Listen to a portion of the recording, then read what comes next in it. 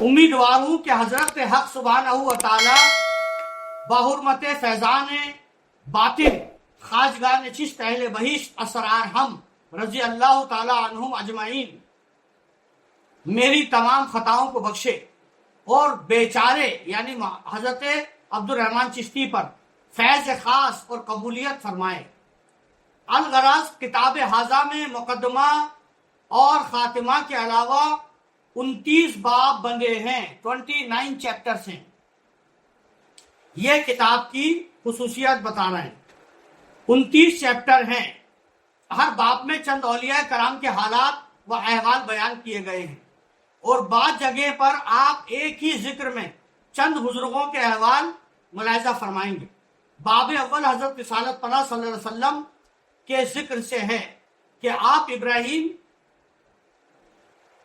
آپ اسم اعظم جامع کے مظہر اور تعین اول مرتبہ وحدت اور برزخ مطلق ہیں، یعنی ایبسولوٹ برزخ ہیں اور ذات وحدت ہیں، اور باقی 28 باب اولیاء مکمل و کامل، فقراء، مجذوب وغیرہ صوفیہ میں شامل ہیں، اور جو اس طائفہ کے مشابہ ہیں۔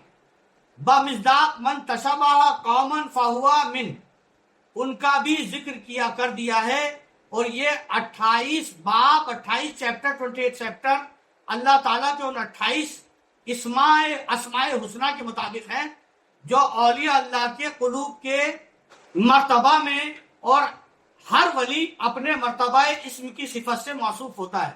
جو اللہ کی 28 صفتیں ہیں وہ صفتیں اولیاء اللہ میں ہوتی ہیں، اور اسی استعداد کے مطابق میدان مقتدائے عالم کو فیض پہنچتا ہے۔ جو 28 صفات اللہ کی اولیاء اللہ میں جو ہوتی ہیں اسی سے یہ دنیا کو فیض پہنچاتے ہیں، اور اسی جگہ مقتدائے عالم سے مراد سلاطین ہے کہ ظاہری عالم کے اعتبار سے خلق ان سے فیض حاصل کرتی ہے۔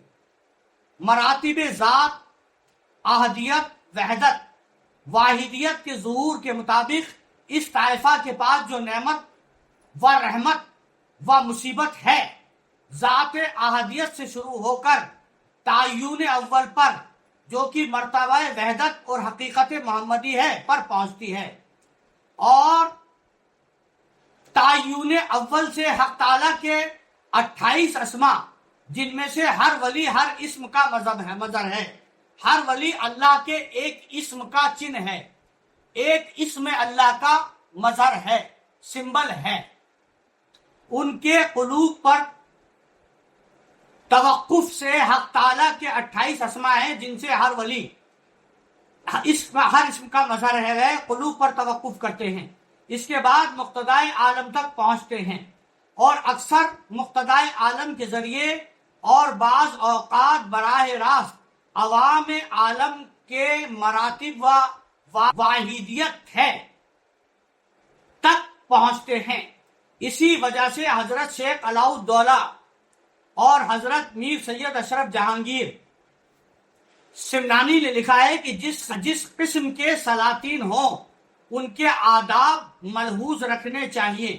حضرت شیخ شرف الدین منیری آداب المریدین میں لکھتے ہیں کہ خواجہ محمد بن سیرین رحمت اللہ علیہ فرماتے ہیں کہ اگر مجھے خدائے عز و جل آسمان سے یہ حکم دے کہ آج دعا مانگو کہ قبول ہوگی، تو میں تمام دعائیں سلاطین وقت کے لیے مانگوں گا، یعنی میرے بادشاہ کے لیے مانگوں گا جو میرے دور کا بادشاہ ہے، یا جو پوری دنیا میں جتنے بھی بادشاہ ہیں، چاہے وہ کافر ہو، مسلمان ہو، یہودی ہو، میں ان کے لیے دعا مانگوں گا، اس واسطے کہ جو دعا سلطان یعنی بادشاہ وقت کے لیے کروں گا اس میں تمام خلق کی بہتری ہو۔ آئے ہائے ہائے ہائے آئے ہائے ہائے ہائے ہائے ہائے، اللہ اکبر اللہ۔ اگر اللہ مجھ سے کہے کہ دعا مانگو تو جتنے بادشاہ ہیں دنیا میں، چاہے وہ عیسائی ہوں، یہودی ہوں، ہندو ہوں، مسلمان ہوں، میں ان کے لیے مانگوں گا، اس لیے کہ اگر بادشاہ کی بہتری کے لیے دعا مانگوں گا تو یہ عوام کی بہتری ہوگی، یعنی اللہ کے تمام بندوں کی بہتری ہوگی۔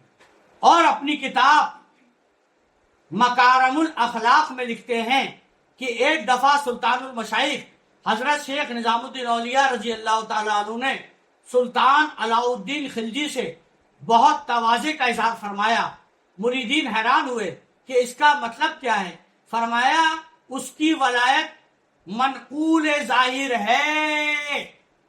ہائے ہائے ہائے ہائے ہائے ہائے، اسے کہتے ہیں ظاہری ولایت. بادشاہ اللہ کا ظاہری ولی ہوتا ہے، اسی کا تو ریپرزنٹیٹیو ہوتا ہے نا زمین پہ. اور اولیاء جو ہوتے ہیں وہ باطن کے بادشاہ ہوتے ہیں. باطن والے بڑے ہوتے ہیں ظاہر والے سے، سارے بادشاہ ان کے انڈر میں ہوتے ہیں ظاہر. اسے ولایت ظاہری کہتے ہیں، بادشاہت. آداب المریدین میں حیران ہوئے. آپ نے نظام الدین اولیاء فرما رہے ہیں، کیا فرما رہے ہیں کہ سلطان علاء الدین خلجی سے تواضع سے پیش آئے. مریدین حیران ہو گئے کہ اس کا سبب کیا ہے کہ بادشاہ کی عزت کی آپ نے فرمایا اس کی ولایت منقول ظاہر ہے اور ہماری ولایت مستور پوشیدہ ہے. وہ ظاہری ولی ہے اور ہم باطنی ولی ہیں. اور قوت القلوب میں لکھا ہے کہ اگر بادشاہ ظالم ہے تو اس کا مرتبہ ابدال کا ہے. ابدال جو چھپے ہوئے ہوتے ہیں. بادشاہ فرمایا نظام الدین اولیاء نے کیا فرمایا، قوت القلوب میں لکھا ہے اگر بادشاہ ظالم ہے تو اس کا مرتبہ ابدال ہے، اور اگر عادل ہے تو اس کا مرتبہ قطب ہے. اوہو دا ریپرزنٹیٹیو آف اللہ. اطیع اللہ اطیع رسول و اولی الامر منکم. حکم مانو اللہ کا، حکم مانو رسول کا، اور تم میں جو حکومت والا ہے اس کا، یعنی بادشاہ کا. کیا راز کھولا قرآن کی آیت کا. چلیے، اگر بادشاہ ظالم ہے تو وہ ابدال میں ہے، اور اگر بادشاہ عادل ہے، انصاف کرنے والا ہے، نیائے پری ہے، تو وہ قطب ہے. کیونکہ وہ بھی اللہ تعالیٰ کے اسم ظاہر کا مظہر ہے. اللہ کا جو ظاہری نام ہے اس کا سمبل ہے. اور ارکان الہی میں سے ایک رکن ہے جو عالم ظاہر کے ظاہری انتظام کے ذمہ دار ہوتے ہیں. بادشاہ اللہ تعالیٰ کا ایک انتظام ظاہر بھی ہوتا ہے. اللہ کا ظاہری نظام بھی تو ہے نا میرے دوستو، یہ ظاہری نظام ہی تو ہے. تو اللہ کا تعالیٰ کے ظاہری نظام کو یہ راجہ لوگ چلاتے ہیں، یہ پریزیڈنٹ پرائم منسٹر چلاتے ہیں. میں ہمیشہ کہتا ہوں یہ اللہ کے ریپرزنٹیٹیو ہوتے ہے نا دوستو. کیونکہ ہندو مسلمان کوئی بھی ہو، عیسائی یہودی، وہ اللہ کا بندہ ہے اور زمین اللہ کی ہے. وہ جسے چاہے بادشاہ بنا دے، آپ کچھ نہیں کر سکتے. وہ اللہ کے ظاہری نام کا مظہر ہے. اور ارکان الہی جو اللہ کے ارکان ہیں اس کا ایک رکن ہے. جو ارکان الہی نے دنیا میں اتارے ہیں کہ ان پر چلنا چاہیے آپ کو، اس کا ایک رکن ہے جو عالم ظاہر کے ظاہری انتظام کے ذمہ دار ہوتے ہیں. بادشاہ کا جو ظاہری عالم ہے، بادشاہ کا، اللہ کا جو ظاہری عالم ہے، یہ دنیا اور جتنے بھی عالم اللہ نے بتایا 18,000، چاند سورج وغیرہ 7 آسمان، یہ جو اللہ کا ظاہر کریشن ہے، ظاہری کریشن، اس کے یہ منتظم اعلیٰ ہوتے ہیں، اس کا انتظام یہ دیکھتے ہیں. اور اللہ کے جو باطنی عالم ہیں ان کا انتظام قطب دیکھتے ہیں. اسی طرح باطن میں رجال اللہ ہوتے ہیں. ظاہر میں بادشاہ لوگ ہوتے ہیں، پریزیڈنٹ پرائم منسٹر ہوتے ہیں. آج کل، پہلے بادشاہ ہوتے تھے. ظاہری انتظام جو ہے وہ آدمی لوگ دیکھتے ہیں، بادشاہ لوگ دیکھتے ہیں. اور اللہ کے جو باطنی عالم ہیں اور ظاہری عالم ہے، ان کا جو باطنی نظام دیکھتے ہیں ان کو ہم رجال اللہ کہتے ہیں، یعنی مردان خدا.